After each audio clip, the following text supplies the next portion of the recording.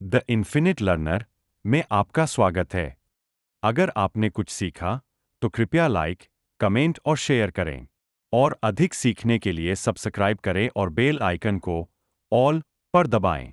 आज हम आसमान के एक ऐसे लड़ाकू विमान की बात कर रहे हैं जिसके लिए एक शब्द मतलब बार बार इस्तेमाल होता है, ओमनी रोल। हर काम में माहिर। हाँ, हर काम में माहिर। हाँ, अब ये सुनने में तो किसी मार्केटिंग ब्रोशर की लाइन लगती है, लेकिन क्या इसका कोई असल मतलब है? सही बात है। क्या एक ही फाइटर जेट वाकई हर काम कर सकता है? मतलब हवा में लड़ना, जमीन पर बम गिराना, जासूसी करना और यहाँ तक कि परमाणु हमला भी। आज हम इसी की तह तक जाएंगे और हमारा विषय है फ्रांस का दसॉ राफाल। हमारे पास दसॉ एविएशन की अपनी जानकारी, विकिपीडिया के पन्ने और कई डिफेंस जर्नल्स के विश्लेषण हैं जिनसे हम इसकी असलियत को समझेंगे। और हमारा मकसद सिर्फ इसकी स्पीड या हथियारों की लिस्ट गिनाना नहीं है। हम ये समझने की कोशिश करेंगे कि ये विमान आधुनिक हवाई जंग के फलसफे को कैसे बदलता है। अच्छा, वो कौन सी टेक्नोलॉजी है जो एक पायलट को सिर्फ एक उड़ाने वाले से एक बैटल मैनेजर में बदल देती है? क्या ओमनी रोल वाकई इसकी काबिलियत है या फिर वो jack of all trades master of none वाली बात है? चलिए इसी सवाल का जवाब ढूंढते हैं। शुरू करते हैं इसकी बनावट से। पहली नजर में ये एक बहुत ही खूबसूरत डेल्टा विंग वाला जेट है। 2 इंजन है, फ्रांस में बना है। हाँ, लेकिन सारे स्रोत एक चीज पर बहुत जोर देते हैं, इसकी कनाडो डेल्टा विंग डिजाइन। अब ये सुनने में बड़ा टेक्निकल लगता है, पर इसमें इतना खास क्या है? ये डिजाइन ही इसकी असली पहचान है। इसको ऐसे समझिए, ज्यादातर डेल्टा विंग वाले विमान तेज रफ्तार पर बहुत स्थिर होते हैं, लेकिन कम रफ्तार पर जैसे लैंडिंग के वक्त या डॉग फाइट में, बिल्कुल हवा में करीबी लड़ाई में वो थोड़े अनाड़ी हो सकते हैं। तो रफाल के डिजाइनरों ने इसका एक तोड़ निकाला। उन्होंने मुख्य पंखों के आगे 2 छोटे पंख लगा दिए जिन्हें कनार्ड्स कहते हैं। अच्छा, ये छोटे पंख विमान को जबरदस्त फुर्ती देते हैं। ये हवा को इस तरह से कंट्रोल करते हैं कि विमान लगभग अपनी जगह पर घूम सकता है। अच्छा, तो ये कनार्ड्स इसे एक तेज धावक के साथ साथ एक जिम्नास्ट भी बना देते हैं। मतलब ये सीधी लाइन में भी तेज है और तंग घेरों में भी फुर्तीला। बिल्कुल सही पकड़ा आपने। यही डिजाइन इसे एयरक्राफ्ट कैरियर पर उतरने के लिए जरूरी कम रफ्तार पर स्थिरता भी देता है। और एक और कमाल की बात है इसके मटेरियल में। क्या? इसमें कंपोजिट मटेरियल का बहुत ज्यादा इस्तेमाल हुआ है, जिससे इसका वजन कम रहता है और इसका रडार सिग्नेचर भी घट जाता है। मतलब ये रडार की पकड़ में आसानी से नहीं आता। और स्पीड? आंकड़ों की बात करें तो ये मैक 1.8 यानी आवाज की रफ्तार से लगभग 2 गुनी तेजी से उड़ सकता है और 50,000 फीट की ऊंचाई तक जा सकता है। और इसके 3 अलग-अलग रूप भी है ना? सिंगल सीट, डबल सीट और एक नौसेना के लिए। हाँ, सी वेरिएंट एयरफोर्स के लिए सिंगल सीटर है, बी वेरिएंट ट्रेनिंग या उन मिशन के लिए है जहां 2 लोगों की जरूरत हो, और एम वेरिएंट खासतौर पर नौसेना के लिए है। अच्छा, तो एम वाला ज्यादा मजबूत होगा? हाँ, उसका ढांचा और लैंडिंग गियर बहुत मजबूत होता है ताकि वो एयरक्राफ्ट कैरियर के छोटे से रनवे पर वो जोरदार लैंडिंग झेल सके। हाँ। उसमें एक टेल हुक भी होता है जो तारों में फंसकर उसे रोकता है। एकदम। लेकिन तीनों की आत्मा एक ही है, वही इंजन, वही एवियोनिक्स, वही दिमाग। तो इसकी बॉडी तो एक एथलीट जैसी फुर्तीली है, लेकिन हम सब जानते हैं कि आज की लड़ाई सिर्फ ताकत से नहीं, दिमाग से जीती जाती है। और स्रोतों के हिसाब से रफाल का असली जादू इसके शरीर में नहीं, इसके दिमाग में है। मुझे जो बात सबसे कमाल की लगी वो है इसका सेंसर फ्यूजन का कॉन्सेप्ट। हाँ, और यही वो चीज है जो इसे 5वीं पीढ़ी के विमानों के करीब लाती है। पुराने जेट्स में पायलट को कई अलग अलग स्क्रीन्स देखनी पड़ती थी, एक रडार के लिए, एक इंफ्रारेड सेंसर के लिए, एक खतरों के लिए। सही। पायलट को अपने दिमाग में इन सारी जानकारियों को जोड़कर एक तस्वीर बनानी पड़ती थी। सही। मतलब बहुत ज्यादा दिमागी बोझ। मुझे एक स्रोत में एक बहुत अच्छी तुलना मिली। ये कुछ वैसा ही है जैसे फोन पर गूगल मैप्स आपको ट्रैफिक, रेस्टोरेंट और पेट्रोल पंप सब कुछ एक ही नक्शे पर दिखा दे। हाँ, बिल्कुल। आपको 10 अलग-अलग ऐप खोलने की जरूरत नहीं। राफेल का कंप्यूटर भी अपने रडार, इंफ्रारेड सेंसर और दूसरे सिस्टम से मिली सारी जानकारी को खुद ही मिला देता है। पायलट को सिर्फ एक तस्वीर दिखती है। एकदम सटीक उदाहरण है। और यही ओमनी रोल क्षमता का दिल है। जब पायलट का दिमागी बोझ कम हो जाता है तो वो बेहतर और तेज फैसले ले सकता है। तो वो सिर्फ विमान नहीं उड़ा रहा, नहीं, वो पूरे युद्ध क्षेत्र को मैनेज कर रहा है। और ये इंटेलिजेंस सिर्फ हमला करने के लिए नहीं है। इसके बचाव का सिस्टम, जिसे स्पेक्ट्रा कहते हैं, वो भी इसी पर काम करता है। स्पेक्ट्रा, ये नाम बार बार आता है। ये है क्या? कोई मिसाइल वार्निंग सिस्टम? ये उससे कहीं ज्यादा है। स्पेक्ट्रा को आप राफाल का अदृश्य कवच समझिए। अदृश्य कवच। हाँ, ये सिर्फ एक अलार्म सिस्टम नहीं है जो बताए कि मिसाइल आ रही है। ये एक जादूगर की तरह है। ये आने वाले खतरे को 360 डिग्री में पहचान सकता है, चाहे वो दुश्मन का रडार हो, लेजर हो या मिसाइल। अच्छा। फिर ये तय करता है कि क्या करना है। ये दुश्मन के रडार को अंधा कर सकता है, उसे जैम कर सकता है, या फिर ये विमान से छोटे छोटे डिकॉय छोड़ता है। नकली टारगेट। हाँ, जो गर्मी और इलेक्ट्रॉनिक सिग्नल में बिल्कुल रफाल जैसे लगते हैं।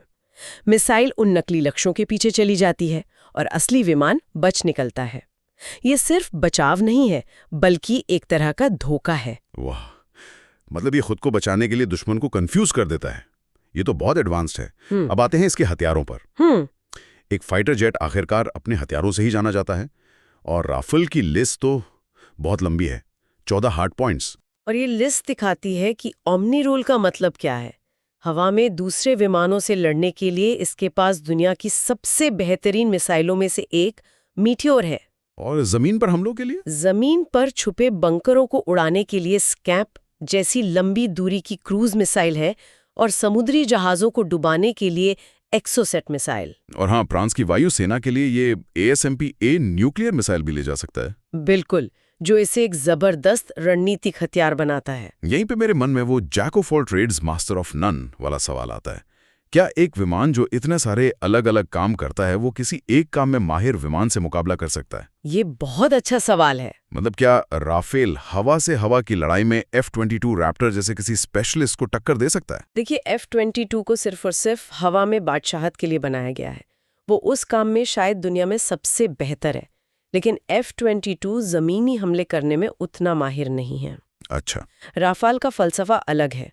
वो शायद F-22 से डॉग फाइट में ना जीते, लेकिन राफाल एक ही मिशन में वो काम कर सकता है जिसके लिए अमेरिका को F-22, F-16 और F-18 जैसे 3 अलग अलग विमान भेजने पड़ सकते हैं। तो इसकी असली ताकत इसकी यही फ्लेक्सिबिलिटी है। बिल्कुल, ये मास्टर ऑफ वन नहीं बल्कि मास्टर ऑफ फ्लेक्सिबिलिटी है। एक और बात जो मुझे बहुत दिलचस्प लगी वो ये है कि 2001 में आया राफाल आज भी एक टॉप फाइटर जेट माना जाता है। ये तो टेक्नोलॉजी की दुनिया में मतलब सदियों जैसा है। सही बात है। जाहिर है इसे लगातार अपग्रेड किया गया होगा। ये F1, F3R, F4 स्टैंडर्ड्स क्या हैं? क्या ये आईफोन के मॉडल की तरह हैं? हाँ, काफी हद तक वैसा ही है। ये लगातार होने वाले सॉफ्टवेयर और हार्डवेयर अपग्रेड है। F1 शुरुआती वर्जन था। और F3R ने इसे मीटियोर जैसी मिसाइलें दी? हाँ, F3 और F3R ने इसे स्काल्प और मीटियोर मिसाइल जैसी घातक क्षमता दी, और इसका रडार भी बेहतर किया।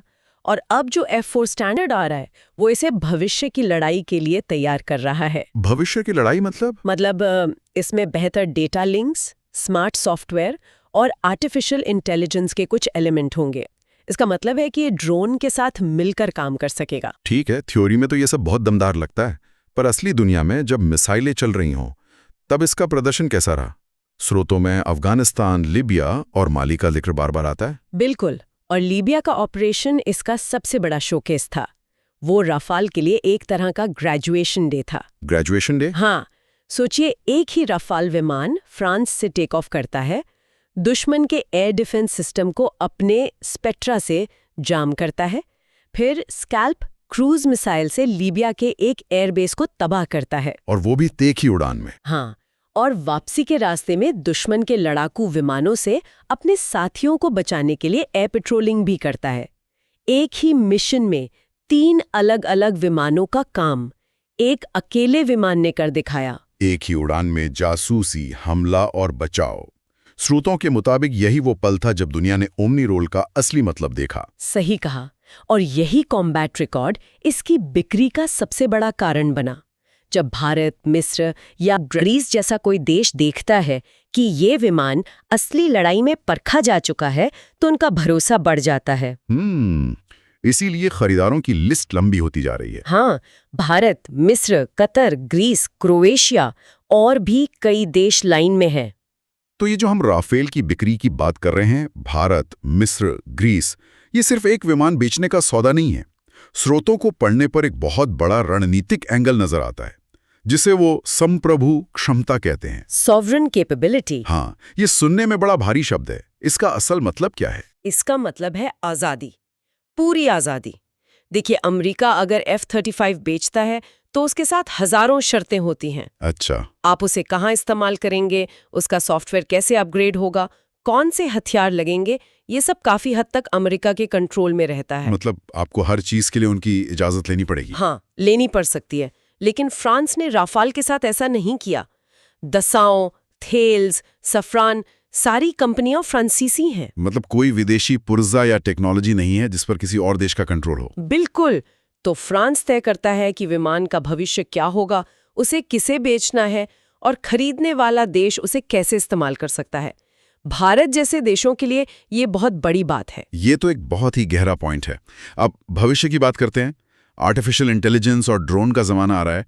ऐसे में एक पायलट वाला लड़ाकू विमान कहाँ फिट बैठता है? क्या रफाल पुराना पड़ जाए? नहीं, बल्कि इसका रोल और भी ज्यादा अहम हो जाएगा। भविष्य में रफाल शायद अकेला नहीं लड़ेगा। F4 और उसके बाद के स्टैंडर्ड्स इसे एक बैटल मैनेजर या कहें कि एक टीम कैप्टन के रूप में तैयार कर रहे हैं। Team captain? हाँ, सोचिए, एक रफाल का पायलट कॉकपिट में बैठा है, लेकिन वो अपने साथ उड़ रहे 4-5 लॉयल विंगमैन ड्रोन्स को कंट्रोल कर रहा है। मतलब वो ड्रोन उसकी टीम के सदस्य होंगे जो उसके आगे जाकर जासूसी करेंगे या हमला करेंगे और पायलट सुरक्षित दूरी से उन्हें कमांड देगा। एकदम। रफाल का सेंसर फ्यूजन और नेटवर्किंग क्षमता उसे ऐसा करने की ताकत देती है। वो इन ड्रोन से मिलने वाले सारे डेटा को प्रोसेस करके पूरी टीम के लिए एक तस्वीर तैयार करेगा। तो वो सिर्फ एक फाइटर जेट नहीं बल्कि एक नेटवर्क का दिमाग होगा। एक कमांड सेंटर होगा जो आसमान में उड़ रहा है। इसे अगली पीढ़ी के सिस्टम के आने के बाद भी प्रासंगिक बने रहने के लिए ही डिजाइन किया गया है। तो आज की चर्चा से ये साफ है कि राफेल सिर्फ अपनी रफ्तार या हथियारों की वजह से खास नहीं है। ये एक बेहद होशियार, लचीला और लगातार विकसित होने वाला प्लेटफॉर्म है। ओमनी रोल सिर्फ एक शब्द नहीं बल्कि इसकी डिजाइन, इसके इलेक्ट्रॉनिक दिमाग और इसके रणनीतिक लचीलेपन का निचोड़ है। बिल्कुल, ये आधुनिक लड़ाकू विमान डिजाइन का एक बेहतरीन उदाहरण है, जहां सॉफ्टवेयर और सेंसर उतने ही महत्वपूर्ण हैं जितना कि विमान का ढांचा और इंजन।